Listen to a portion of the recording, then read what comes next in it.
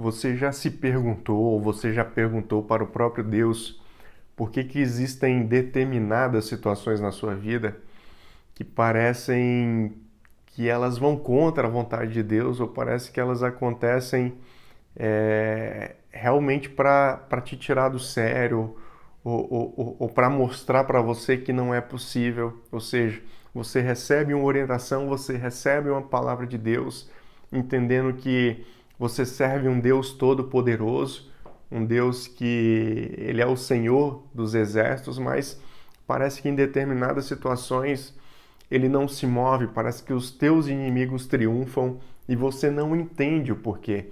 Você tem a palavra de bênção, você tem a palavra de vitória, mas você não consegue romper em determinados momentos da sua vida. Você já se sentiu assim? Já passou por algum momento como esse? Você quer entender o porquê que isso acontece? Então fique aqui conosco, nós vamos meditar em cima de uma palavra e eu vou orar pela sua vida, né, para que Deus de fato venha te abençoar, venha abrir os teus olhos, o teu entendimento, né, para que você caminhe em sabedoria, para que você caminhe de acordo com a palavra dele e que você venha a prosperar em todas as áreas da sua vida. Se você é novo aqui no canal, seja bem-vindo. Aqui nós falamos de Jesus, da Bíblia, do Evangelho.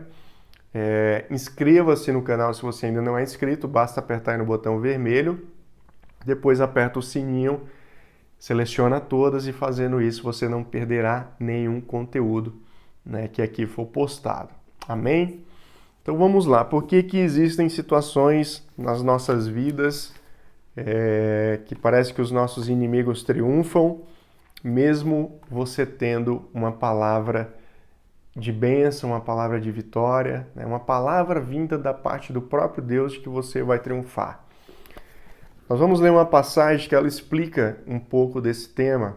É uma passagem pequena, curta, mas que está dentro de um contexto grande, né? Um contexto que eu imagino que até você conheça, que é lá no livro de Êxodo, capítulo 10. Nós vamos ler o versículo 1 e o versículo 2, que diz o seguinte: O Senhor disse a Moisés: Volte a Faraó, pois endureci o coração dele e o de seus oficiais, para que eu demonstre meus sinais entre eles, e também para que você conte aos seus filhos e netos como eu ridicularizei os egípcios e lhes fale dos sinais que realizei no meio deles. Assim vocês saberão que eu sou o Senhor. Então, o que que Deus está querendo dizer aqui para Moisés? O fato é, para a gente resumir aqui essa história, Deus ele levantou Moisés para que resgatasse, né, o povo hebreu do Egito, né, da escravidão, para que esse povo de fato fosse livre e pudesse adorar ao Senhor, pudesse ter a sua vida livre, né, vivendo em integridade, sem restrições de adoração, sem restrições de espaço, né, sem ter que ficar pagando um tributo para o faraó, né? Na verdade, eles trabalhavam ali como escravos, enfim. Então, Deus ele arquitetou um plano para esse povo. E aí o que que acontece? Quando Deus ele seleciona, escolhe Moisés para esse trabalho, ele traz alguns sinais, né? Ele mostra alguns sinais para Moisés de que de fato Deus estaria com ele, que Deus estaria indo à frente. E ele fala, né? Ele dá algumas instruções, Deus dá algumas instruções para Moisés para que ele chegue até Faraó e fale que se Faraó não liberar o povo, né, determinada praga iria se suceder, né, sobre o Egito. O fato é que foram várias pragas, né? Então Moisés ia lá, falava em nome de Deus, Moisés já tinha mostrado, né, os sinais de que Deus estava com ele. E aí o que que acontecia? O coração de Faraó era endurecido. O coração dos oficiais era endurecido, como nós lemos aqui nessa passagem. Então, o próprio Deus, né, permitiu, fez com que o coração deles de fato se bloqueassem, né, para a palavra de Deus, Por quê? Porque existia um motivo. Deus, ele tinha um plano nisso tudo, existia um motivo. Deus não estava fazendo isso por acaso. Deus não estava fazendo isso para punir Moisés, né, Arão, para punir o povo hebreu. Não, Deus não estava fazendo com esse intuito. Mas Deus estava fazendo dessa forma para que, de fato, esse evento ficasse registrado, marcado na história, tanto do povo hebreu como do povo egípcio, né? Mas principalmente do seu povo, do povo hebreu, para que eles pudessem se lembrar no futuro daquilo que Deus fez em prol deles. Olha só que interessante. E aí ele é bem específico, né? Deus é bem específico com Moisés, porque ele fala o seguinte, ele diz, olha, primeiro eu estou fazendo isso para quê? Para que os meus sinais sejam manifestados. Então imagina se Moisés chega na primeira audiência lá com Faraó e ele fala em nome de Deus e Faraó fala assim, não, então tá certo. Vocês podem sair, né? Homens, mulheres, crianças, animais, vocês podem ir adorar o Deus de vocês, tranquilo, vão em paz. Então, se Faraó fizesse isso, nós não teríamos o registro histórico da atuação de Deus, né? As pragas não teriam existido, então nós não teríamos hoje acesso a esse relato do poder de Deus, de saber que Deus, ele opera. Porque Faraó, o reino egípcio, parecia ser muito forte, né? Muito grande, talvez até invencível na cabeça do povo hebreu. E aí Deus permite com que o coração deles seja endurecido para que ele manifeste os sinais e para que o povo hebreu veja que não, que o faraó não é poderoso, quem de fato é poderoso é o Deus, né, a quem eles serviam, é o Deus a quem eles adoravam. Então olha só que interessante. E aí o próprio Deus continua falando com Moisés, ele diz o seguinte, então esse é o primeiro objetivo, e o segundo é para que vocês contem aos seus filhos e aos seus netos como eu ridicularizei os egípcios, né? E fale sobre esses sinais que eu fiz no meio deles. Ou seja, então mostrem para as futuras gerações como que o inimigo foi ridicularizado, né? E como eu sou poderoso, como eu sou o Deus que opera sinais. Eu sou o Deus que opera grandes sinais, eu sou o Deus que opera milagres, maravilhas, enfim, eu sou um Deus que está acima da compreensão humana. Eu sou o que sou, né?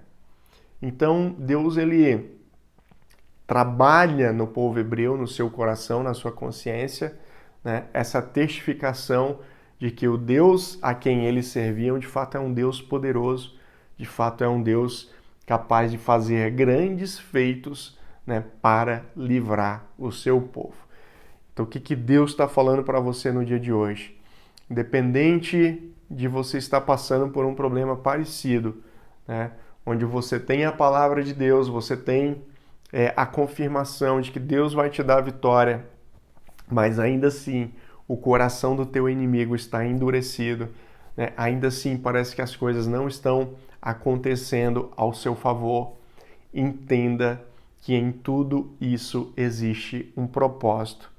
Nada acontece por acaso. Então, esse sofrimento, essa luta não é por acaso. Deus, ele trabalha em várias instâncias, né? Trabalha na sua vida, trabalha na vida de terceiros, trabalha até mesmo na vida do inimigo, né? Deus, ele trabalha em vários corações. Então, essas situações, às vezes, a gente não vai entender num primeiro momento. Iremos nos questionar, por que, Deus? Lá na frente, você vai entender o porquê de tudo isso e você vai ver que realmente foi necessário que assim se procedesse. Presta atenção nessa palavra.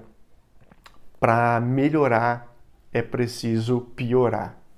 Se você quer melhorar coisas na sua vida, se você tem pedido para que Deus melhore coisas na sua vida, independente da área que seja, primeiro vai piorar um pouco. Por quê? Porque esse vendaval, essa reviravolta, ela é necessária, né? Para que você se fortaleça, para que você cresça, para que você aprenda, para que as pessoas enxerguem o poder de Deus, a atuação de Deus, né? Para que daí sim, lá na frente, aquilo que estava ruim agora fique bom. Amém?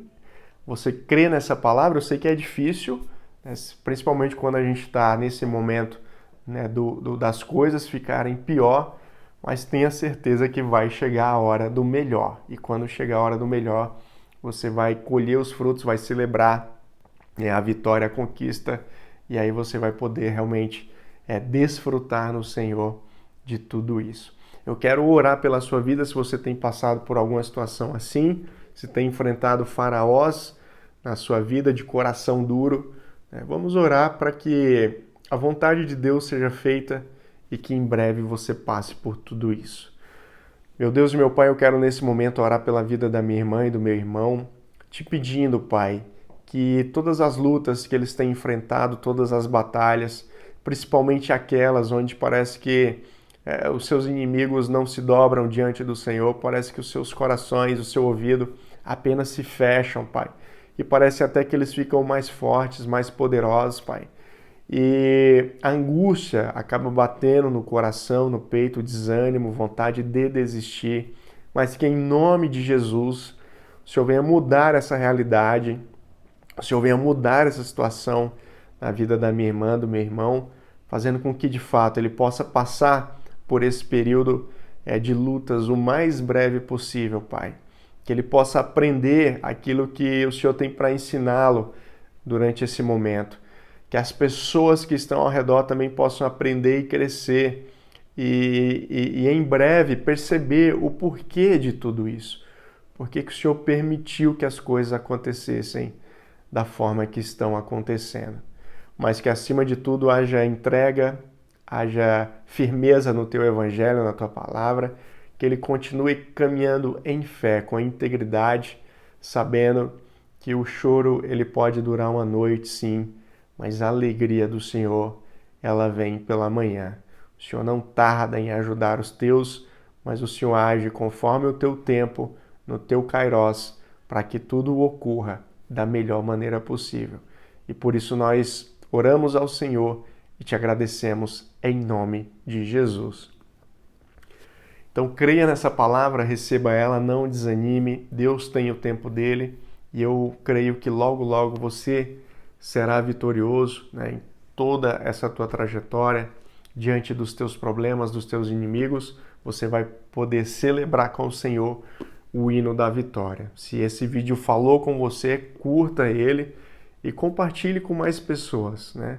Nos ajude a expandir essa mensagem do reino, fazendo com que muitos venham a ter acesso a essa mensagem e também sejam abençoados por ela.